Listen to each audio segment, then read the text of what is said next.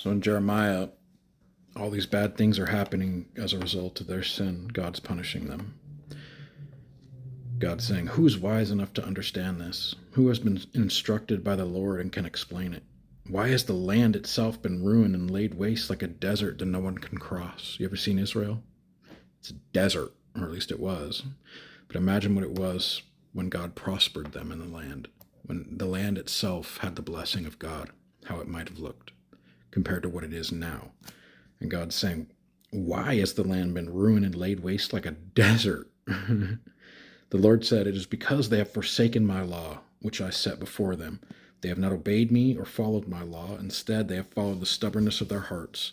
They followed the Baals, which is a false god, as their ancestors taught them. Therefore, this is what the Lord Almighty, the God of Israel, says. See, I will make this people eat bitter food and drink poisoned water.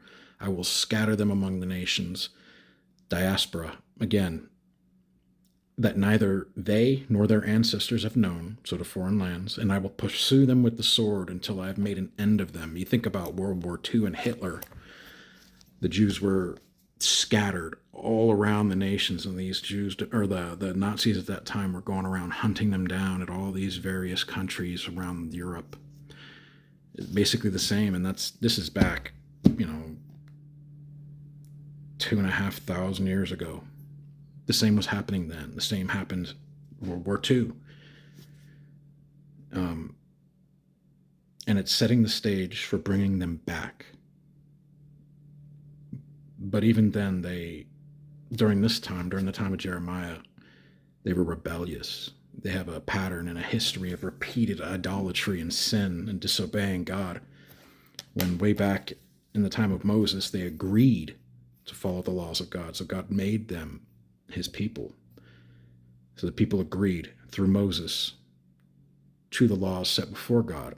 And in return, God would show them favor. He would be their people. He would give them the word, the Bible. He would give them kings, David.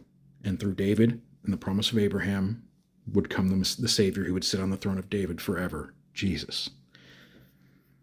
Of course, they don't see this at the time because maybe they had prospered, and that prosperous time let them forget God and live any way they wanted, and eventually they gave in to sin and idolatry, and that led to punishment, which led to outcries and a change of heart, and then they would come back and the process would start over again, over and over and over, from the time of Moses until now. Not much has changed. Humans don't change. Think about it. Jesus loves you.